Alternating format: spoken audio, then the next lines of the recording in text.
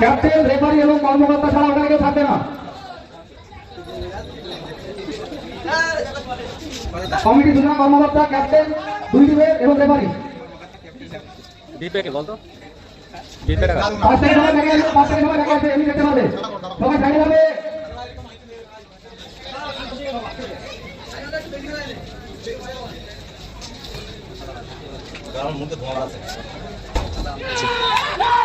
কপাল ভালো,